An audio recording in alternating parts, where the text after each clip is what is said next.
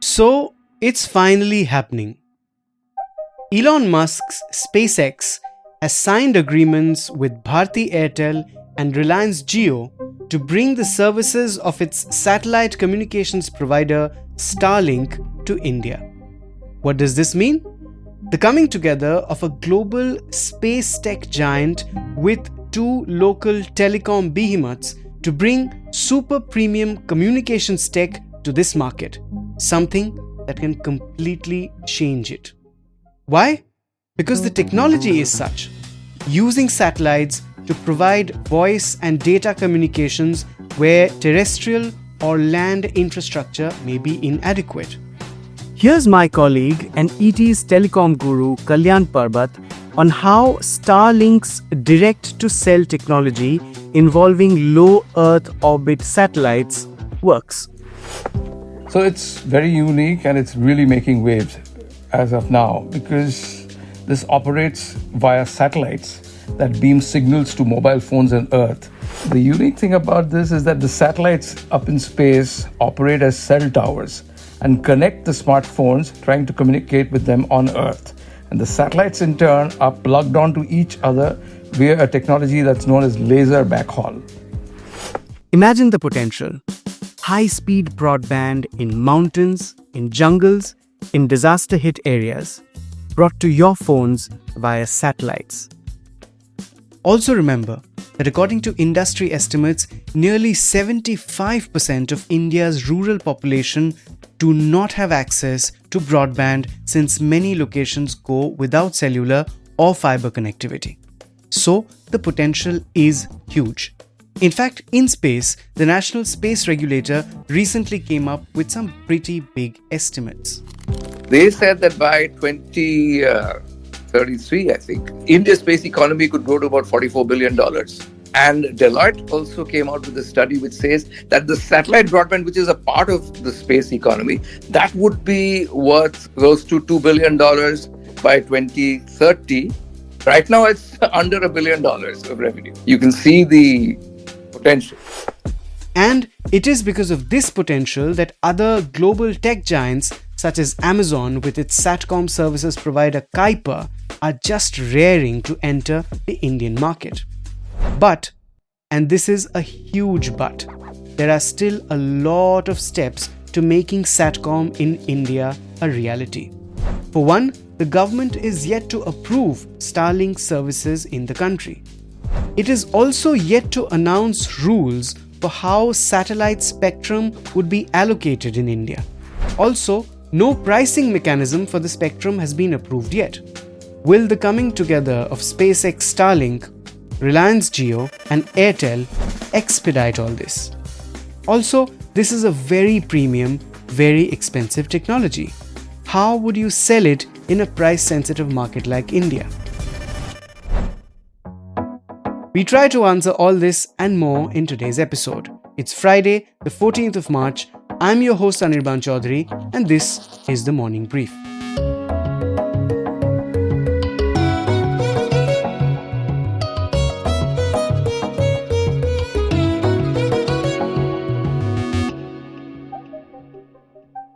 Now remember that the three companies that have gotten together now were bickering just a few weeks back on how satellite spectrum should be allocated in India. I asked Kalyan if, given all this, the two announcements came as a surprise. If I were to give you a spontaneous response, I guess I would say, yeah, they were a bit of a surprise. But then if I think a little more carefully, the signals were actually there. So like say right around November 2024, when Donald Trump won the presidency, became US president, within, days, the telecom minister, Sindhya, he totally backed the point of view of the international Satcom players that spectrum for satellite broadband should be allocated through the administrative route, as in not through auctions, something which the Indian telcos, as in Jio and Airtel, were, angling for very aggressively.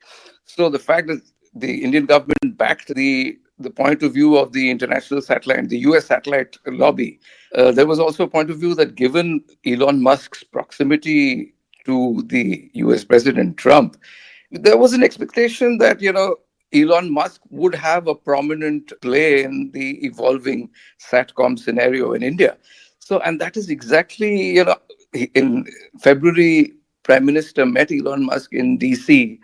And lo and behold, in March at the Mobile World Congress, you hear Sunil Mittal talk about, that telecom players and satcom players need to work together, need to partner, and rather than fight each other, and they need to, connect the unconnected millions in the hinterlands. One point I want to talk about here today is the new kid on the block. Not just because he happens to have now a seat in the White House. He has a damn good product, and I compete with him. Starlink, we all have heard about it. It's there now. It's starting to get popular in most parts of the world. It's getting entry in various countries. I personally believe we have a solution now. But there seems to be a conflict developing at the moment. My message to my industry is, this is not the time to be fighting each other. This is the time to work together. I would appeal to all my industry friends to start engaging in talks with all the satellite operators, embrace them, bring them in, use them as one of the technologies in your pool of technologies to serve the customers. So, and within days of the Mobile World Congress coming to a close, you have these announcements which have happened. So, I wouldn't entirely say that this is a surprise, because you can't have smoke without a fire at some point. Right, right. Okay, let's talk about the tie-ups.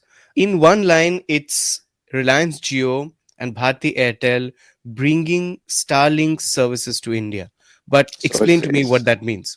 they're very similar looking packs. If you take a quick look, now both Geo and Airtel will be, selling the entire, range of Starlink equipment at their retail stores. And they'll also be offering the services, like Geo, for instance, will be including Starlink as one of its broadband connectivity options. They have fixed broadband, they have fixed wireless, and now Starlink. Like Airtel also will offer Starlink as an add-on as a premium service. And I would imagine these, like Starlink, would primarily be offered in areas where mobile network connectivity is not particularly strong. So where you need a satellite to sort of you know ensure coverage in areas which are uncovered or have weak terrestrial coverage as of now.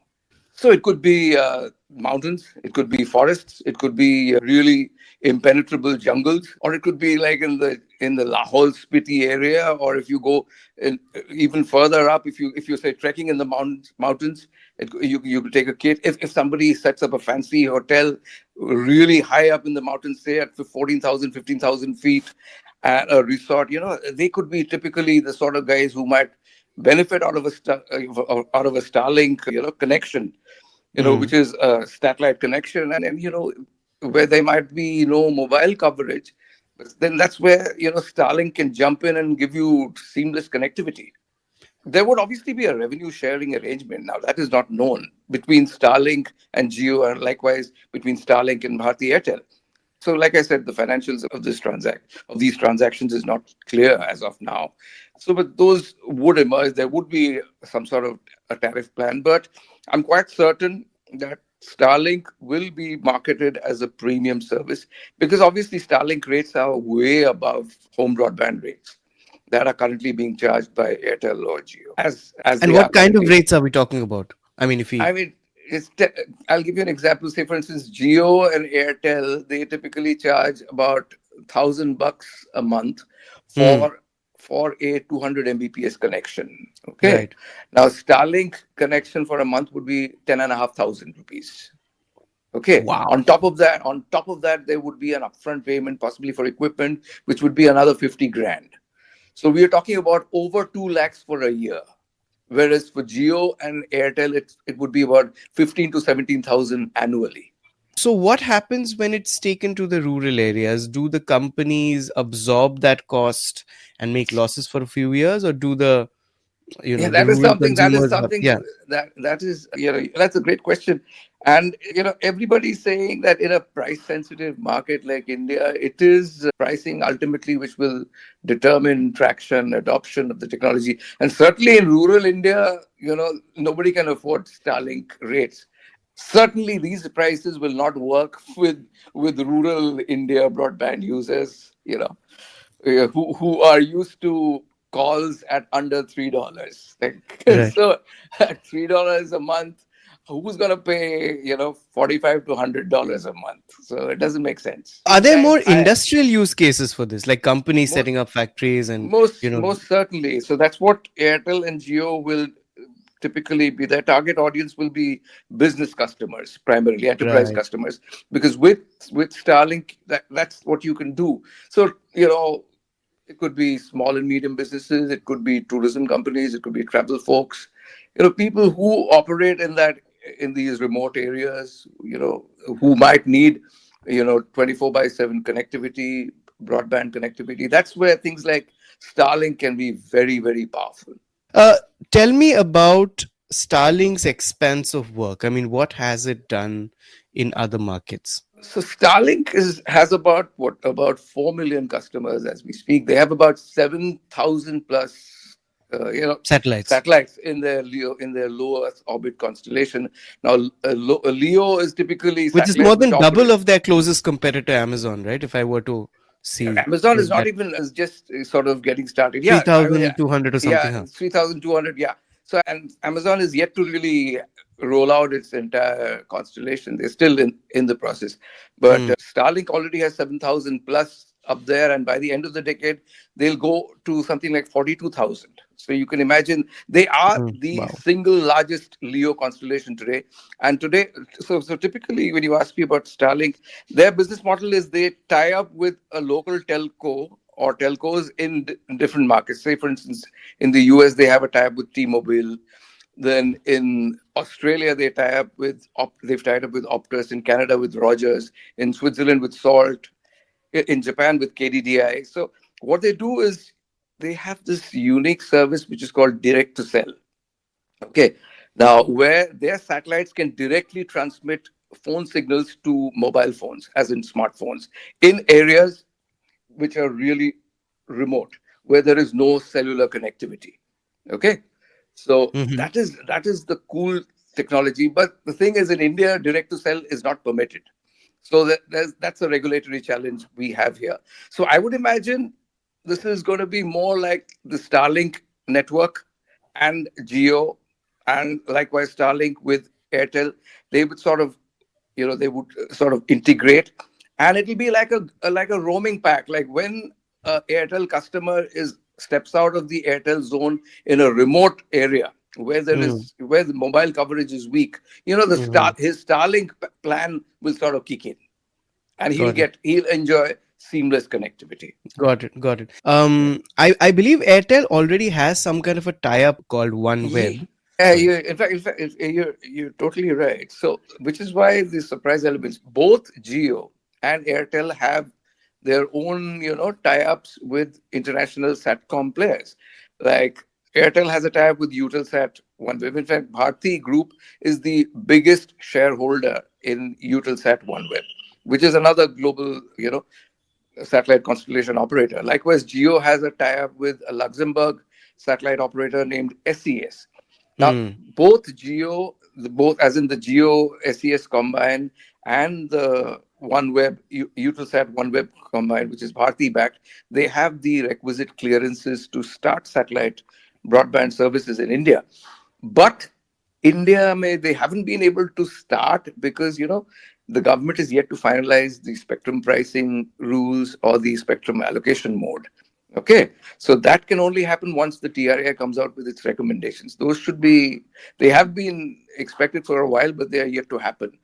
But with these tie-ups, do you see the tussle between the local guys and the global companies, basically about what process of spectrum allocation they support? Do you see that tussle being laid to rest?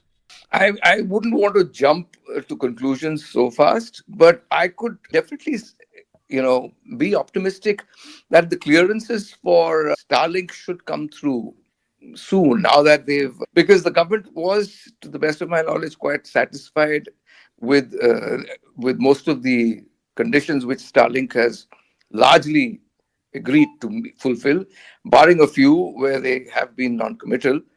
But so it's work in progress there. And right now, the very fact that Jio and Airtel have decided to partner with Starlink would seem to suggest that they want to combine strengths rather than compete with each other.